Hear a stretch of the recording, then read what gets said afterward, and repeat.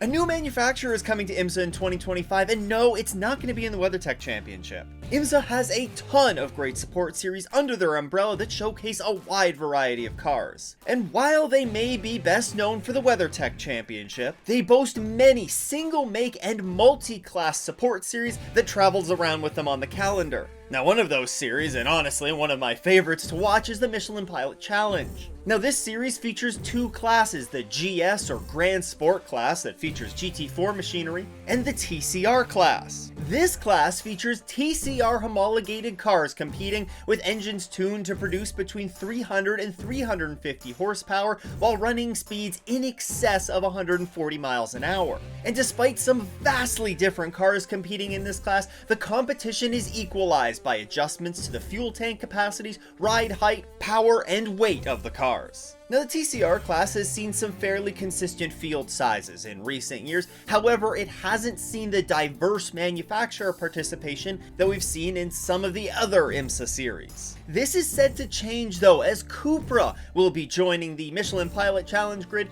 with their Cupra Leon VZ TCR and joining the likes of Hyundai, Audi, Honda, and Alfa Romeo on the grid. The official announcement and unveiling of this news came at Michelin Raceway Road Atlanta as part of the Motul Petit Le Mans weekend. And after a few months of rumors, it's finally confirmed that Cupra will be coming stateside for the first time. Now, as it is for any new manufacturer, there are a couple of checkboxes that needed to be dealt with in order for the brand to be able to participate in Imsa. The first being a minimum number of cars produced per year, and Cupra does meet that, which is a minimum of 2,500 cars produced per year. And they've also come to a manufacturer's agreement with Imsa, which generally is more on the marketing side of things, and a cost that's associated with that. So as far as that goes, Cupra's all in the clear. They are eligible for the Imsa grid next year. Now wait a minute.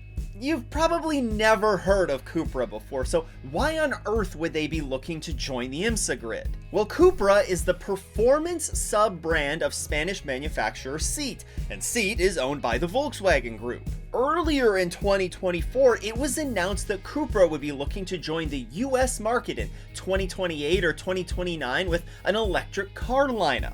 So therefore, it appears that this is all part of that marketing effort towards 2028 or 2029, and they thought it would be beneficial to start off with a TCR presence. Honestly, I think this car is going to be a pretty popular one on the grid. I was at Road Atlanta when the car was first unveiled, and from the moment that the cover got taken off the car, I think you'd have to agree that it's a pretty darn good looking car. The car looks great, and I think it also bears a pretty strong resemblance to a Volkswagen Golf, ironically a car that previously competed in Imsa. Now, I caught up quickly with John Miller of Patriot Race Engineering, who is the sales and parts distributor for these Cupra cars in North America. Speaking with him, it was interesting to learn that the same factory that produces these Cupra TCR cars now has previously produced the Audi TCRs that we've seen in Imsa, as well as the Volkswagen Golfs a number of years ago. Also, and I think this could be a sign of the Cupra being a fairly strong car on the Imsa grid next year, it shares a number of parts with the current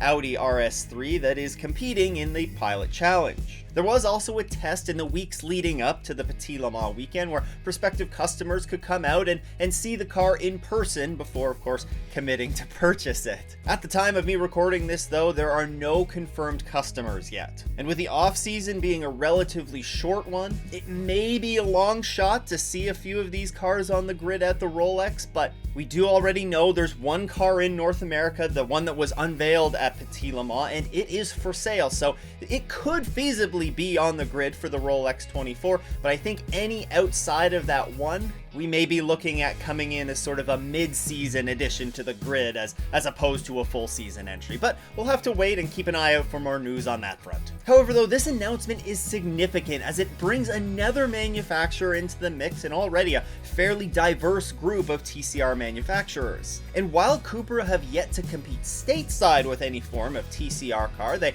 have been competing in Europe as well as in South America and other regions around the world for a few years now and have seen a large amount of success. This move by Cupra just further emphasizes the growing interest in many of Imsa's support series, including now the Michelin Pilot Challenge.